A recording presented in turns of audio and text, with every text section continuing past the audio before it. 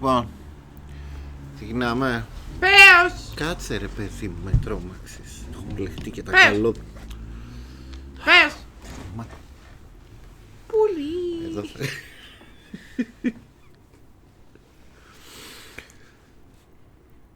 Πε! Έλα. Πε! Κάνω τη σάβρα. Ένα, Δύο. δύο, τρία. Τρία. Πέος!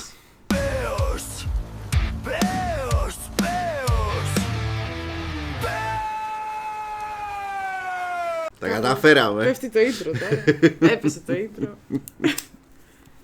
Θεωρίες συνωμοσίας! Κάτσε, ήθελα να τους κάνω ένα intro. Τι? Ότι σήμερα εγκαινιάζουμε μία νέα ενότητα στο εγκεφαλικό κύτταρο, η οποία θα λέγεται Συνωμοσίας θεωρίες. θεωρίες Συνωμοσίες θεωρίες. Θεωρίες. Θεωρίες Συνωμοσίας. Συνωμοσίας, θεωρίες, θεωρίες, συνωμοσίας για ψεκασμένους.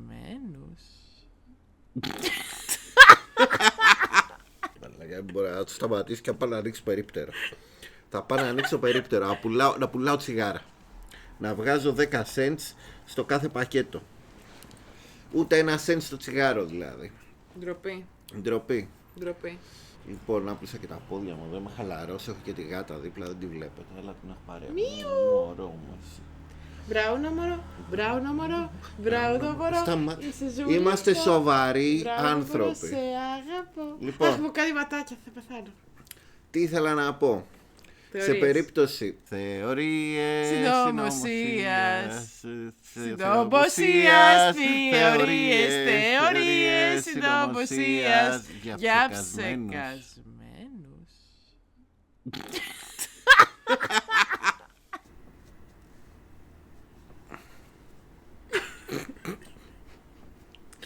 Πόσο θέλουμε να βγει αυτό το βίντεο? Θα πιω λίγο Red Bull, για πες. Σε περίπτωση που δεν το έχετε πάρει χαμπάρι, έχει ξανανοίξει το άλλο μου κανάλι, το παλιό, το δυνατό, το T-Lay TV, και κάθε πρωί μαζί πλέον, γιατί δεν την πάλευα μόνος μου, ήταν πολλά κουμπιά να πατάω και χανόμουνα, κάθε πρωί μαζί με τη Whatever στις 7 το πρωί στο T-Lay TV σας λέμε τα νέα στο T-Lay News. Εμείς οι δύο τώρα, σοβαροί άνθρωποι, σας λέμε τα νέα. Κάτσε να έρθω λίγο πιο εδώ, ρε, να έρθεις και εσύ λίγο πιο εδώ. Να είμαστε λίγο πιο φτωχείς. Αγάπη μου, τον αναπτήρα, θες να σε χουφτώνω, τι κάνεις? Ναι, μου αρέσει να με Ρε, χουφτώνεις. φούστη. Λοιπόν, τον έχω εδώ πέρα στο χέρι μου, όταν θες τον παίρνεις. Τον αναπτήρα! Α, Εύα. Αναπτήρα. είμαι. Λοιπόν, και μετά από αυτή τη μικρή παρένθεση, όχι, πρέπει να φτιάξουμε καινούριο intro, ρε, για το θεωρίες συνωμοσίας. Θεωρίες Συνωμοσίας, συνωμοσίας, θεωρίες, θεωρίες, συνωμοσίας για ψεκασμένους.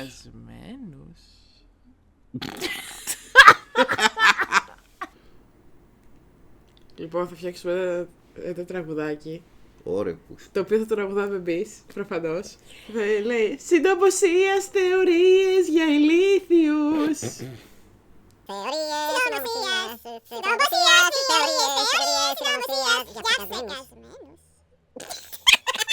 Είμαστε όλοι ηλίθιοι και το ξέρετε, ξέρω εγώ κάτι. Μοιραζόμαστε όλο τον κεφαλικό κύτταρο γιατί θέλουμε να ανακαλύπτουμε νέες θεωρίες συνωμοσίας. Λοιπόν, με το ένα εγκεφαλικό κύτταρο που μοιραζόμαστε, σκεφτήκαμε κάποιες θεωρίες συνωμοσίας, τις οποίες δεν τις έχετε σκεφτεί. Γενικά. Ευρεία κλίμακα. Και σε κάθε επεισόδιο θα αναλύουμε από μια τέτοια, γιατί αυτοί είμαστε. Αλλά αυτοί είστε. Αυτή είστε. Αυτοί είμαστε.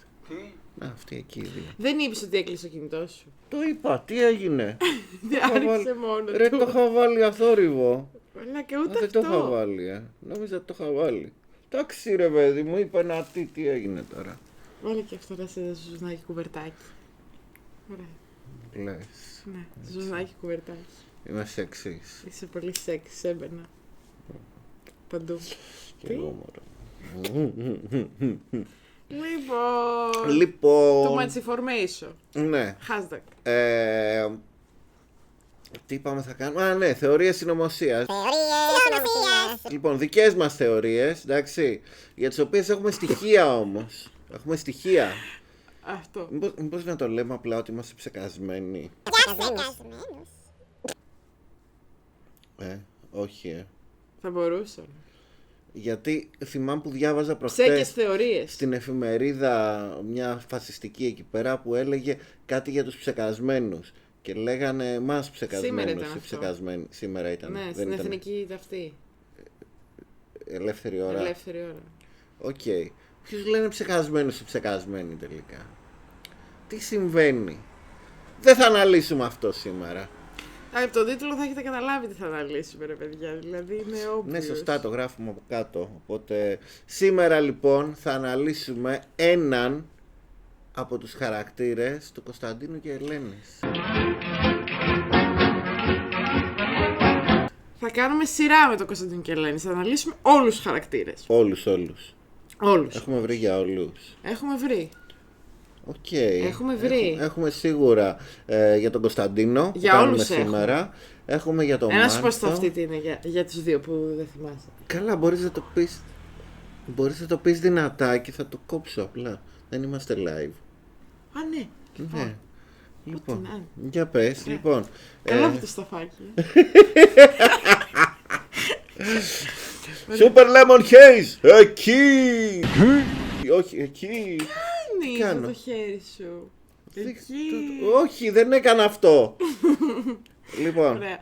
Είναι η θεωρία είναι ότι Μοιραζόμαστε ένα εγκεφαλικό κύτταρο. οκ, έχουμε αυτές που δεν τις ακούσατε ή θα το κόψαμε ή θα βάλαμε μπιπ και μπορεί να διαβάσετε τα χείλια μας. Η αγαπημένη μου θεωρία συνωμοσίας εμένα προσωπικά και από εκεί που ξεκίνησε η όλη ιδέα είναι για τον Μάνθο Φουστάνο. Ναι. Αλλά αυτό θα το κάνουμε μετά. Για κάποιο λόγο κάνουμε πρώτα τον κατακουζινό. Αν και εγώ ήθελα να κάνουμε το Φουστάνο πρώτα. να σου πω κάτι. Αλλά Εγώ εσύ έκανες έλεγα. την έρευνα. Οπότε... Ναι, ως μεγάλος νέρντουλας στο Κωνσταντίνο και Ελένη, είμαι πολύ νέρντουλας, ξέρω ατάκες οι οποίες δεν τις θυμάται πολλοί κόσμος.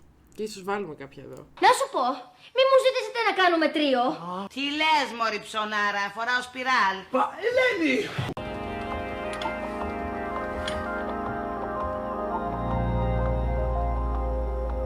Σ' άρεσε? Μ' άρεσε, αλλά τελειώνεις γρήγορα. Ίσως και Αλλά όχι, να δεν σας ξέρω. πω και κάτι, είναι δύσκολο πλέον γιατί από το YouTube τα έχουν κατεβάσει όλα ρε φίλε. Ναι, οι πούστιδες. Και για να τα βρεις πρέπει να μπεις ξέρω εγώ σε κανένα πειρατικό και στο Αντένα πρέπει να τα βρεις στο Αντένα Plus. Ναι, και εμείς δεν μπήκαμε σε πειρατικά, πήγαμε στο Antenna Plus Φυσικά. και τα κατεβάσαμε νόμιμα. Νόμιμα. Νόμιμα. Γιατί είμαστε νόμιμοι. Δεν μπήκαμε σε πειρατικά, δεν μπαίνουμε εμείς σε πειρατικά.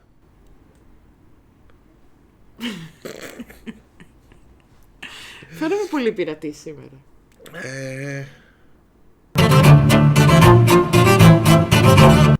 Θα μπορούσες. Θα μπορούσα. Σαν το Pirate Bay ένα πράγμα. Ναι. Ναι.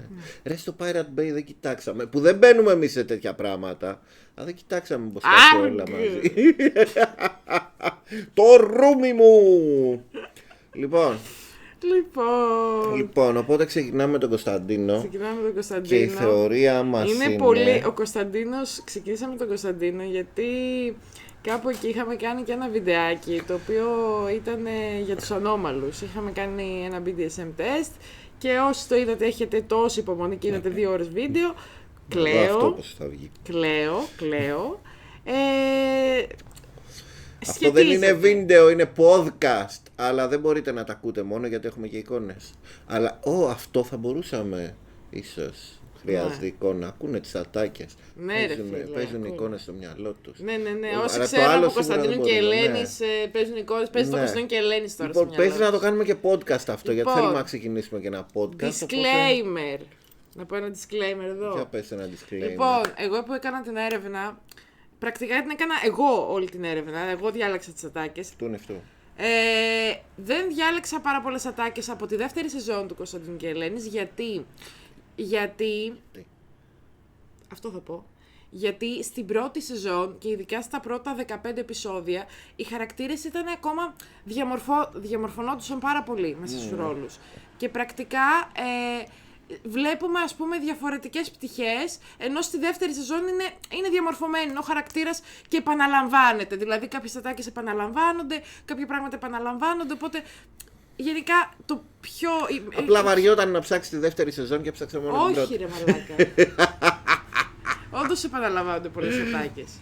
Και αυτό, δηλαδή, πρακτικά έχω βάλει και κάποια από τη δεύτερη σεζόν, αλλά δεν είναι πολλά. Δηλαδή, στην ουσία το point βγαίνει από το βασικό πυρήνα της σειράς, ξέρω. Ναι, αλλά δεν έχουμε πει ακόμα τι πιστεύουμε για τον Κωνσταντίνο.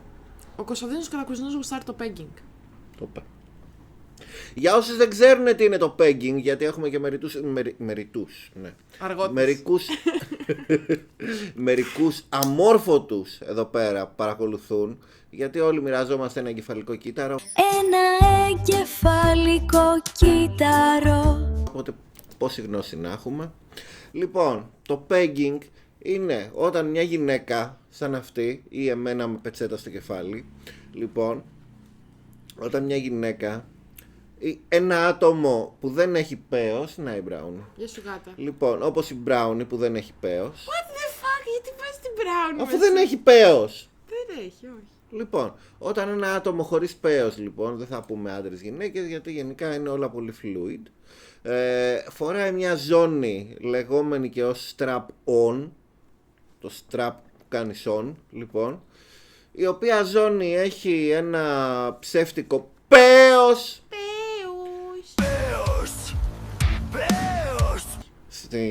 στη βάση της, δεμένο, λοιπόν, το οποίο πρέπει να είναι χαμηλά, δεν πρέπει να είναι ψηλά στη κοιλιά. Αυτό ήθελα να σας δώσω, παιδιά, σαν βασικό tip.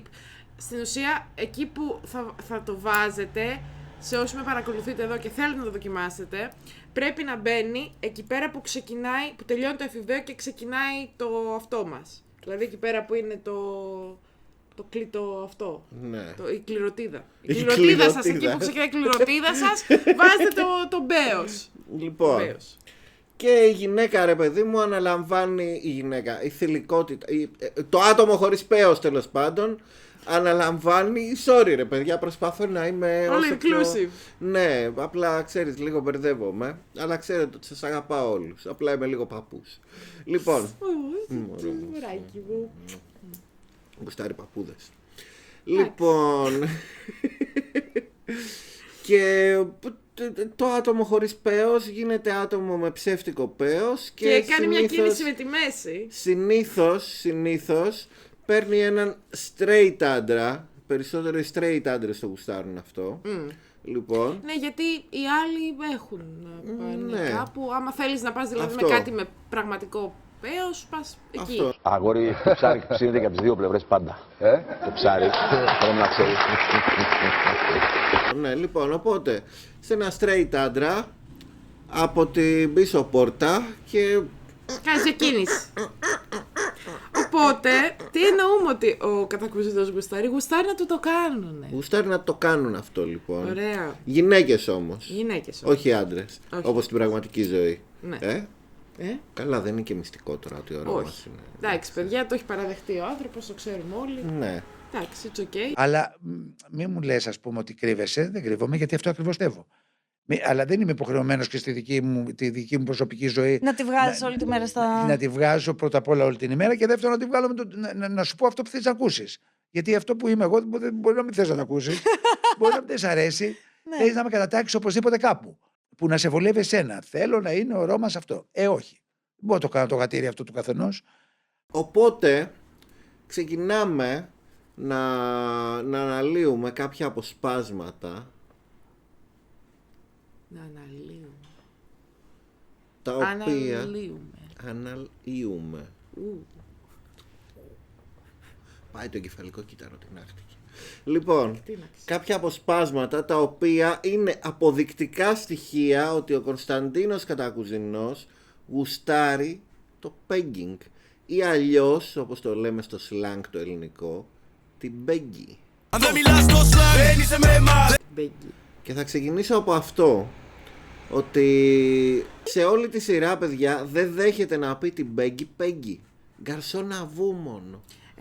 Δεν τη λέει με το όνομά της ποτέ. Ξέρεις τι μου κάνει εντύπωση? Ότι είχα δει στο επεισόδιο, θα σου πω αμέσως ποιο είναι. Κοιτάω τις σημειώσεις μου φυσικά. Είναι μελετηρό μωρό. Φοράει και γυαλιά, ξέρετε. Λοιπόν, στο επεισόδιο 9, στην ουσία η Ελένη του λέει ότι είναι το έρωτας γεννήθηκε για 4, είναι αυτό που στην ουσία σχεδιάσανε, νομίζω αυτό το επεισόδιο είναι, το έρωτας γεννήθηκε για 4, αν δεν κάνω λάθος. Σχεδιάσαν ότι και καλά, ξέρω εγώ, ο γκόμενος Ελένης έβγαινε με την Πέγγι και του λέει η Ελένη και με ποια τον είδα να βγαίνει και της λέει αυτό, ο κατακουζός λέει με ποια, και λέει με την Πέγγι και της κάνει αυτός με την Γκαρσόνα Βου. Είχε εξαφανιστεί 3-4 μέρες, δεν ήξερα που ήταν και του την έστησα έξω από το σπίτι του και με ποια τον είδα να μπαίνει. Με ποια? Με την Πέγγι. Την Γκαρσόνα Βου? Αυτή την ατάλλαντη φιλενάδα σου που ερωτοτροπεί με τον ανεγκέφαλο φίλο μου? Δηλαδή την ώρα που είπε το όνομά της δεν δέχτηκε να πει το Πέγγι. Είπε Γκαρσόνα Βου. Δεν δέχεται να πει το όνομά της ποτέ, γιατί του κάνει trigger αυτό που γουστάρει. Και δεν μπορεί να το αποδεχτεί με τίποτα. Επίσης είναι πάρα πολύ κοντά, ας πούμε, με την εκκλησία, με την ηθική, με τις αρχές. Γενικότερα οι άνθρωποι που είναι πολύ κοντά καταπιέζονται πάρα πολύ σεξουαλικά. Γιατί έτσι είναι διαμορφωμένη η θρησκεία, να σε καταπιέζει σε έναν βαθμό και να π.χ. το προγαμείο σεξ στην αμαρτία και δεν είναι παντρεμένος, έτσι. Παρόλα αυτά, δεν αναφέρεται πουθενά στη βίβλο ότι απαγορεύεται να σε γάμισει μια γυναίκα με στραπών. Αυτό ισχύει. Οπότε αυτό είναι ισχύει. loophole. Είναι loophole. Βέβαια, εν μέρη είναι αμαρτία γιατί κάνεις κάτι σεξουαλικό, κάνεις μια σεξουαλική πράξη χωρίς να φέρνεις παιδιά, οπότε... Σωστό και αυτό, αλλά τώρα θυμήθηκα άλλο που δεν ξέρω άμα το έχει σημειώσει, ότι ήταν ερωτευμένος και με μια λεσβία σε ένα επεισόδιο. Ένα μικρό παραστράτημα που και που μας φτιάχνει το κέφι. Το μέλλον το είπατε. Ένα μικρό παραστάτημα. Ας παραστατήσουμε λοιπόν. Έχουμε δει πάρα πολύ συχνά ότι ο κατακουζινός ερωτεύεται και έχει κράσει γυναίκες οι οποίες έχουν ένα δυναμισμό. Ένα έντονο δυναμισμό, μια αυτοπεποίθηση. Δηλαδή, ας πούμε, τη λεσβία. Που η λεσβία, η συγκεκριμένη, η Μαρίνα, ήταν πάρα πολύ. Έχει πολύ αυτοπεποίθηση και όλοι τη γουστάρανε. Ο Νικόλας, ο Μάνθος, ο κατακουζινός. Να μου κάνετε τη χάρη να σταματήσετε να την πολιορκείτε. Διότι όποιος δεν είναι αόματος, εμφανώς θα είδε ότι η Μαρίνα ενδιαφέρεται για μένα σφόδρα. Εγώ δεν το είδα, κύριε καθηγητά. Αλλά εσύ δεν είσαι μόνο αόματος, εσύ είσαι και κρατήνος. Αγαπητέ μου, όταν της είπα ότι θέλω να απαγγείλω μυρτιώτισσα, δεν είδες που μου είπε, ναι, λατρεύω την ποίηση. Δεν είναι αυτό ερωτική νήξη? Τότε εγώ τι να πω που μου είπε μόνη της πότε θα μου δανείσει την πόρσα να πάω κάμια βόλτα. Γιατί όταν άκουσε για τη Χάρλι δεν είπε wow. Κι άμα της πατήσει στον κάλο, πάλι wow θα κάνει. Δεν σημαίνει αυτό η Νοχόε της έχει ερωτευτεί, ενώ εμένα. Αυτό συμβαίνει όταν έχεις πολύ αυτοπεποίθηση. Και γενικότερα δείχνει ότι είναι πολύ καλή σε πολλά πράγματα. Και αυτό τους εξητάρει όλους, ας πούμε. Και όταν μαθαίνει, βασικά όταν τη βλέπει να είναι λίγο πιο masculine και στις κινήσεις της και σε όλα αυτά και στο πώς συμπεριφέρεται, δεν δείχνει να κάνει πίσω. Γουστάρει ο Κωνσταντίνος. Λίγο, μόνο όταν είναι την κόμενά της πρακτικά. Οπότε... Και πάλι αυτό μπορεί να είναι σεβασμός ότι επειδή έχει σχέση, ας πούμε. Ναι. Δεν έχει να κάνει ότι, ξέρεις, είναι σε φάση καμώ, το σάλι το δίνει το πλαστικό το πέος. Ναι. Πέος! Επίσης, με την Σκάμερ, τη Θεοδώρα, τη θυμάσαι? Έτσι τώρα σας παραδίδω 2 επιταγές. Ιδού! Σας ευχαριστώ πάρα πολύ. Οι άποροι της ενορίας μας θα σας ευγνωμονούν. Που έκανατε και καλά τις αγαθοεργίες και τις φιλανθρωπίες και αυτά, ναι, που του τρώγε τα λεφτά. Η τύπισσα ήταν Σκάμερ, καλή δηλαδή. Ναι. Ερωτεύτηκε τη Σκάμερ με αυτοπεποίθηση επίσης πάλι και σου δείχνει ότι αυτή έβαζε τα όρια της, δεν του δίνει πολύ αέρα. Η κομμότρια. Καλησπέρα κύριε καθηγητά. Έτσι ξαφνικά μου πιάσε στο χέρι. Κομμότρια πάλι, πολύ αυτοπεποίθηση ρε παιδί μου. Το είδανε και αυτή, θα το αναφέρω μετά που το χάσανε, γιατί το έχω σημειώσει εδώ πέρα, τα έχω σημειωμένα. Και αυτή είχε πολύ αυτοπεποίθηση. Και αυτή που έπαιζε με τον. Στο Έρωτας γεννήθηκε για 4 πάλι, που είχε η Ελένη Γκόμενο. Πώς το λέγανε αυτόν, μωρέ. Δεν θυμάμαι γάμο τον ηθοποιό. Θυμάσαι ποιον λέω. Ο ηθοποιός ήταν ο Χρανιώτης, δεν ήταν? Χρανιώτης, ναι. Μπράβο. Ο Χρανιώτης και η άλλη, η Κατερίνα που ήταν με τον Κωνσταντίνο, που και αυτή είχε αυτοπεποίθηση.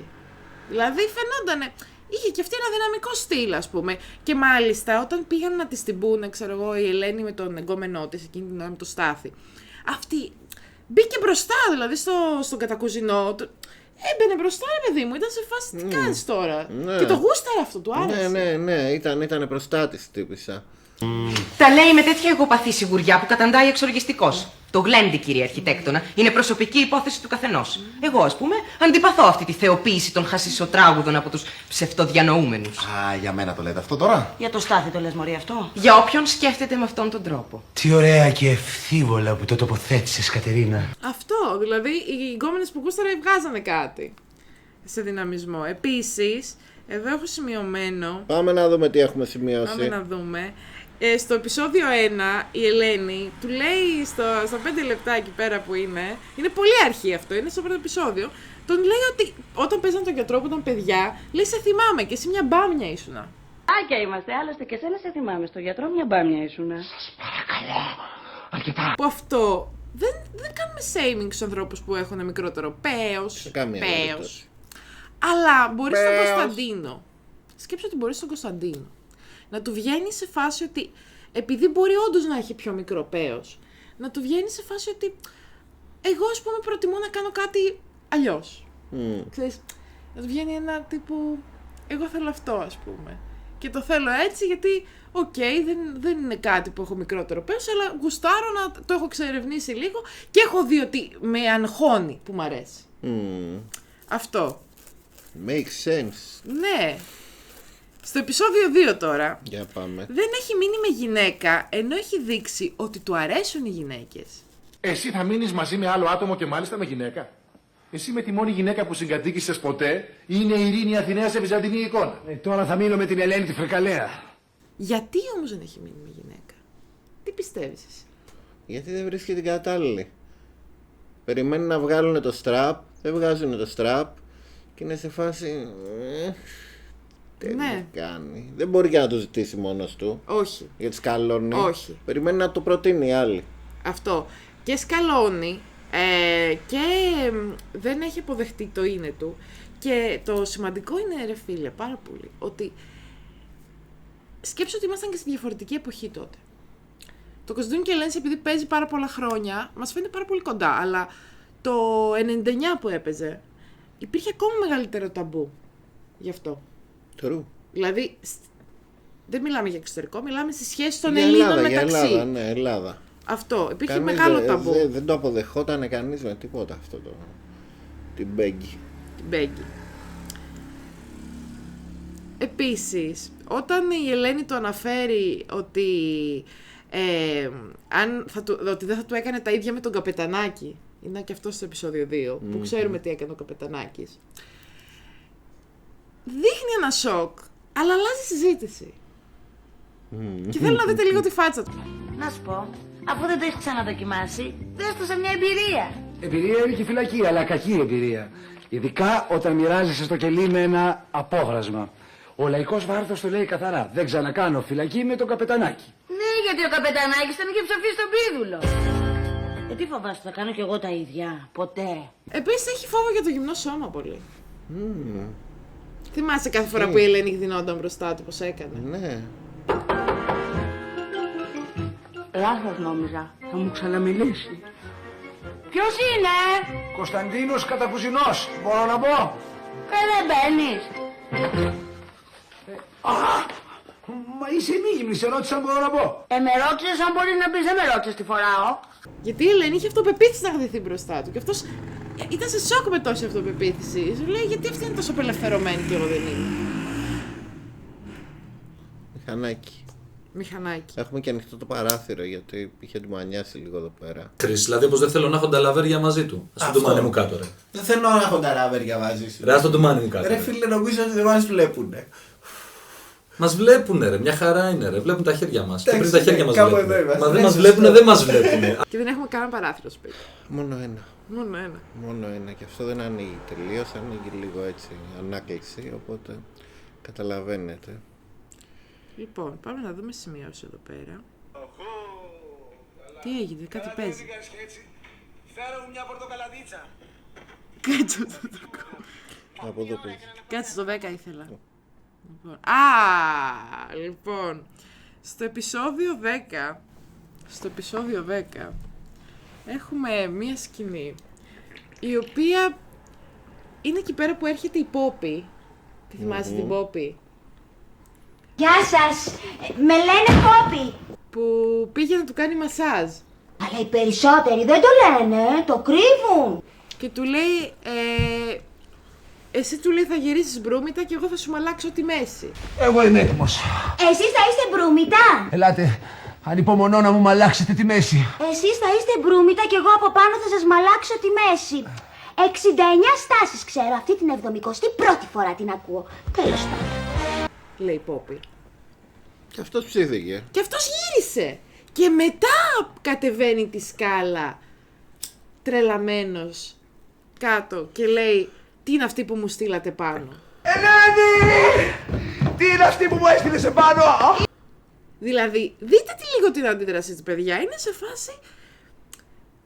Γύρισε, δηλαδή καθίσανε σίγουρα ένα 5 λεπτό. Δηλαδή μας δείχνει κάτω τι κάνουν, ξέρω εγώ, που μιλάγαν οι υπόλοιποι και κατεβαίνει μετά αυτό στη σκάλα. Λες τι φάση, τι έγινε? Περίεργο. Θα πω. Έχουμε και στο επεισόδιο 21. Πού φτάσαμε εκεί, καλέ? Δεν τα έχω με τη σειρά, θες να το πηγαίνω με τη σειρά? Δεν. Όχι, χαίστηκα. Ωραία. Λοιπόν, στο επεισόδιο 21 λοιπόν, αποφεύγει το αλκοόλ. Είναι το επεισόδιο με την κομμότρια, τη Μερούλα. Το θυμάσαι αυτό το επεισόδιο? Ναι. Αποφεύγει το αλκοόλ. Γιατί αποφεύγει το αλκοόλ, πιστεύεις, Ντάρι? Γιατί θα το βγει έξω πραγματικός του εαυτός. Και όταν η Ελένη μετά του λέει το επιβίτορας και ο Μάνθος, γιατί θέλει να τους τα χαλάσουμε τη Μερούλα, του λέει να το παίξει επιβίτορας. Επιβίτορας. Τι λες, Χριστιανέ μου? Μπορεί να μου πεις τι δουλειά έχουμε εδώ μέσα, σε ένα ξένο σπίτι? Μα όχι, αυτό το ειδικό σπίτι, εδώ πάντα γίνονται αυτά τα επιβίτορας. Να σου πω, για κάτσε λίγο, εκεί καλά είσαι. Γιατί? Για να σε ρίξω στον καναπέ. Στον καναπέ?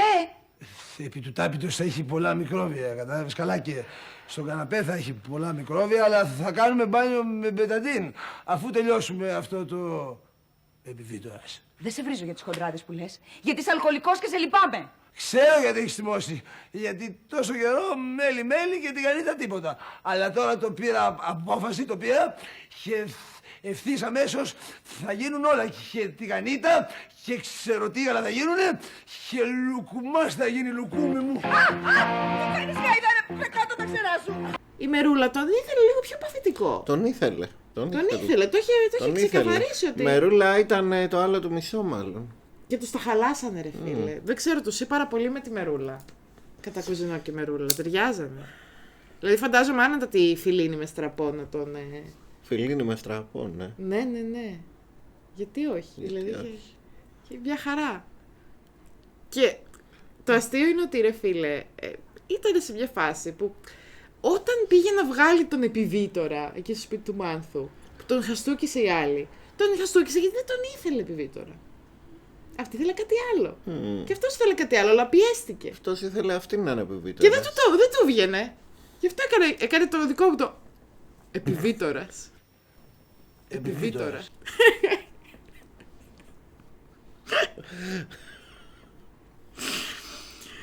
Και τώρα ξαναγυρίζουμε πίσω εδώ πέρα, στο επεισόδιο 7.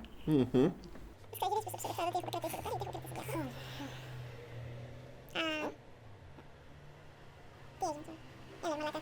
Αυτό είναι πάλι σελίδα. Γαμίσου. Α, εδώ είναι. Ωραία. Γαμώ το σπίτι σου. Αυτό τα κόψα. Υπάρχουν. Θα βγει το βίντεο 50 ώρες. Γαμώ το σπίτι. Θέλω να παρέκοψε στα κείμενη τρόπο. Μαλάκα, τα είχα βάλει όλα εδώ και πλέον το πήγε από την αρχή. Δεν θα έτοιμα. Γαμώ το σπίτι του.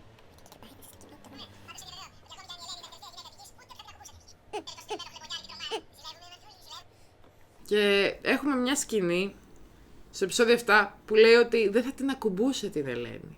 Πάντως σε διαβεβαιώ ότι ακόμη κι αν η Ελένη ήταν η τελευταία γυναίκα επί γης, ούτε που θα την ακουμπούσα. Δηλαδή και μόνο που το σκέφτομαι. Ανατριχιάζω. Δεν θα την ακουμπούσε. Γιατί η Ελένη θα τον ακουμπούσε. Όχι στο παραλογό. Κάποια διαστροφή πρέπει να έχει η Ελένη για να μην θέλει τον κούκλο, το λεβέντι, την κορμάρα και να θέλει το στριμμένο χλεμπονιάρι, την τρομάρα. Δηλαδή, σκέψτε λίγο. Αυτά δεν τα είχα σκεφτεί όταν ήμασταν μικροί. Ναι. Τι να σκεφτούμε τότε, ήμασταν αθώοι. Ήμασταν. Εσύ δεν είχες γεννηθεί βασικά. Ναι, τη δεύτερη σεζόν μόνο. Μικρό αμούστακο, όχι είχα μουστάκι. Τέλος πάντων, το ξύριζα, η αλήθεια είναι. Τότε. Επίσης η Ελένη, έχουμε πάρα πολλά σημεία. Ξέρω να το θυμάσαι. Και στο κατακουζίνα, μωρή κατακουζίνα. Μωρή συχαμένη! Στο τηλέφωνο! Μωρή κατακουζίνα! Εντάξει, είχε η Ελένη να σου πω κάτι. Εγώ θα το αναφέρω και στο επεισόδιο που θα κάνουμε την Ελένη. Θεωρώ ότι η Ελένη έχει εμπειρία στο BDSM.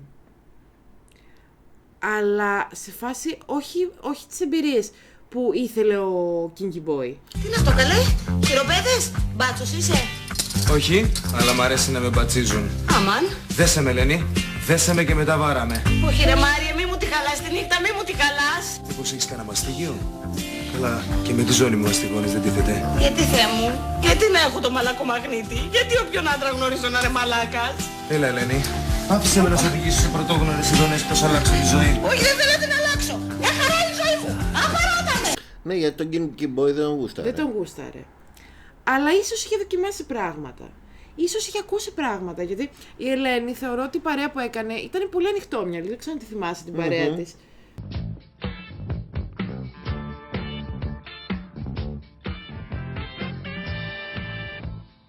Είναι τόσο φτωχοί που καπνίζουν όλοι ένα τσιγάρο που το περνάνε χέρι-χέρι. Που πήρα τον μπάφο εκεί στο ναι, δεύτερο επεισόδιο, πρώτο επεισόδιο τι ήταν. Ήταν πολύ ενδιαφέρον, σαν ανοιχτόμυαλη ρε παιδί μου. Οπότε σίγουρα έχει ακούσει και από παρέες, γιατί θεωρώ ότι η Ελένη είχε μεγάλες παρέες γενικά, είναι πολύ κοινωνική.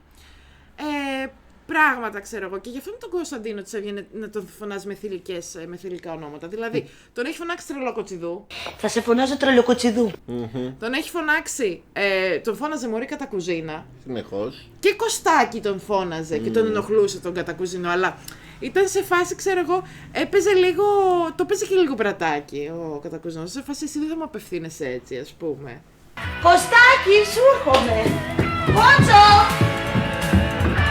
Κότσο! Κάτσε ρε να σου πω δύο φωνήεντα. Μην με ξαναπείς ούτε Κωστάκι, ούτε Κότσο, ούτε καν Κωνσταντίνο. Εσύ, ειδικά όταν μου απευθύνεις το λόγο, πράγμα το οποίο ελπίζω να γίνεται σπανίως, θα με λες κύριε κατακουζίνε.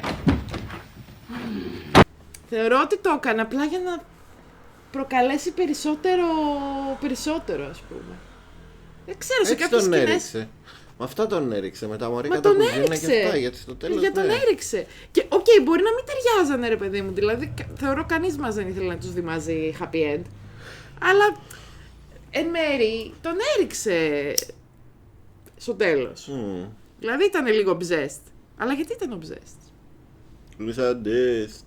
Σου βγαμιέται να μην τη θέλω μόνο για σεξ. Επίσης, έχουμε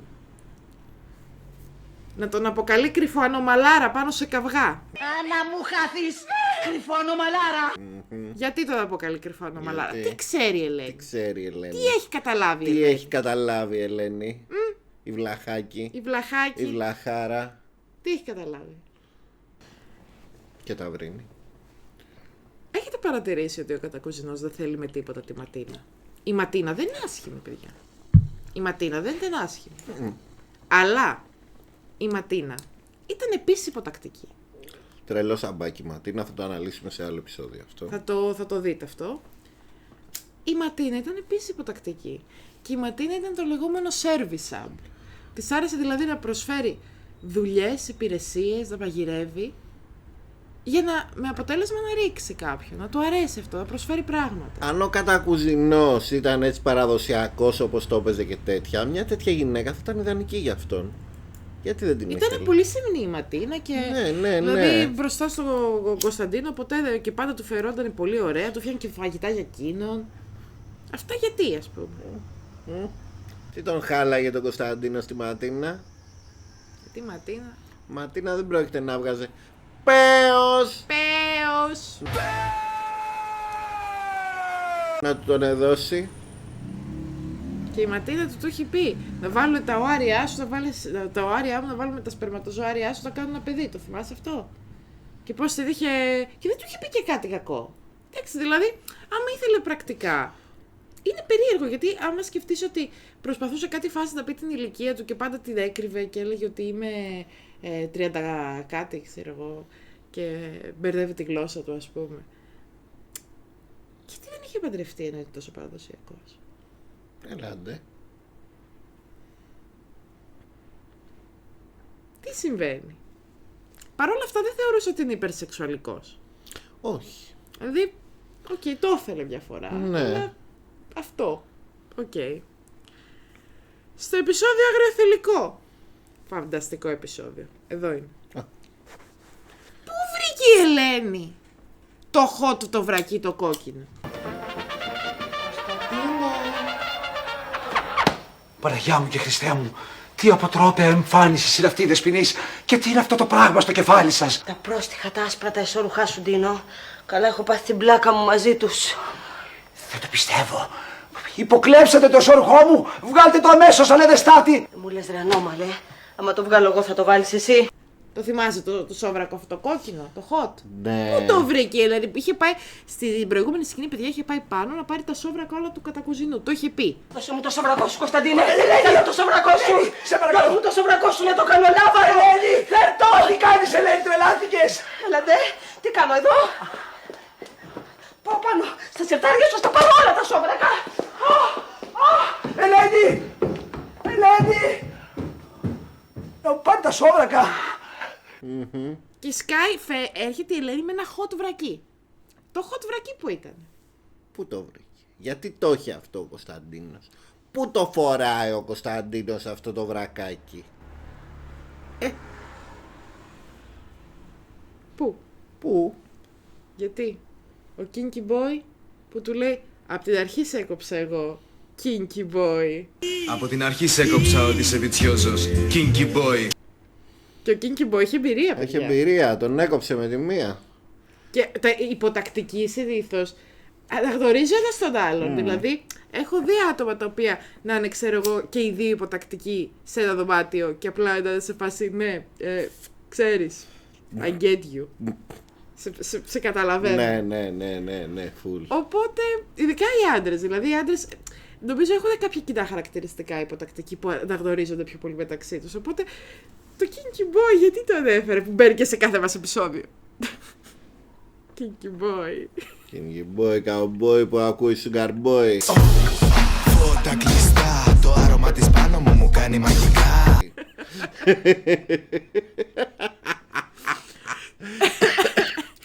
Εγώ αυτά είχα στις σημειώσεις μου. Αυτά. Ναι. Αυτά είναι όλα. Ναι.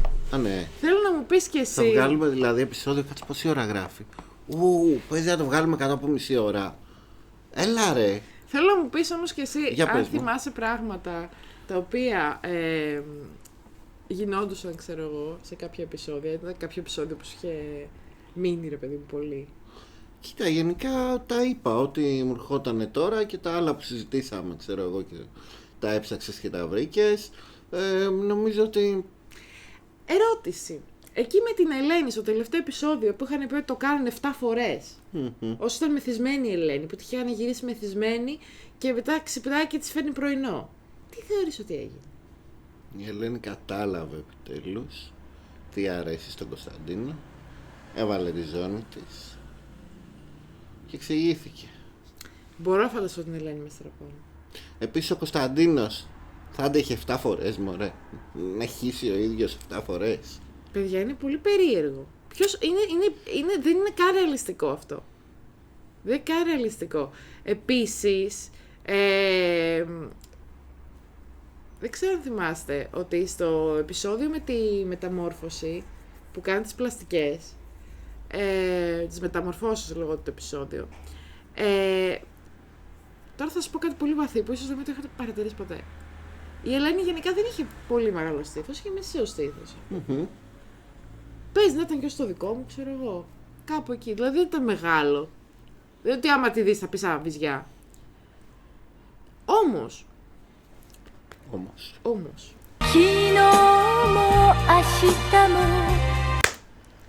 Όταν η Ελένη έβαλε στήθος, είδατε πως κοίταζε Κωνσταντίνο. Αν θες να μάθεις, τους περισσότερους αρέσουν. Τώρα εσένα, αν δεν σου αρέσουν, άι τραβά το δρόμο σου. Άντε! Δεν είναι το θέμα μ' αρέσουν ή δεν μ' αρέσουν. Το θέμα είναι ότι παραποιούμε τη φύση και ο Θεός φυλάξει. Συγγνώμη, πάω έχω να συγγράψω για τους βυζέδες στο βυζάδιο. Καλά, μέχρι και η κατακουζίνα. Αυτό, όταν οι άντρες έχουν πολύ μανία με το γυναικείο στήθος, υποδηλώνει κρυμμένα mommy issues. True. Θέματα με τη μάνα τους δηλαδή. Και συνήθως οι άνθρωποι που έχουν mommy issues, το θέλουν λίγο το... Λιγάκι το θέλουν. Να νιώσουν λίγο ότι... Κάτι θέλουν. Οπότε μετά από όλα αυτά, δεν ξέρω τι... Θέλω να ξανακάνετε binge watch το Κωνσταντίνο και Ελένη όσο θα κάνουμε όλες αυτές τις θεωρίες συνωμοσίας και να μας πείτε τι άλλα παρατηρείτε. Γράψτε κάτω εδώ στα σχόλια αν πιστεύετε τη θεωρία συνωμοσίας μας, αν πιστεύετε ότι θα μπορούσε να ισχύει. Γράψτε τι άλλο έχετε παρατηρήσει που θα μπορούσε να ενισχύει ή ακόμα και να απορρίπτει τη θεωρία μας, okay? Ναι. Γενικά θέλουμε συμμετοχή σε αυτό. Έλα, όλοι το ξέρετε το Κωνσταντίνο και Ελένης, όλοι το έχετε δει, το έχετε κάψει. Μαζεύτε και να σας πω κάτι. Αν αυτά τα επεισόδια για κάποιο λόγο γίνουν viral, που δεν θα γίνουν γιατί κρατάμε μπάφους και τέτοια, οπότε δεν θα μπουν ποτέ στα trends. Τέλος πάντων, αν δυναμώσουν πολύ σε views και ανταπόκριση και τέτοια και πάνε μακριά, θα πάω να βρω εγώ προσωπικά το Χάρη το Ρώμα να τον ρωτήσω, ισχύουν αυτά, ναι ή όχι?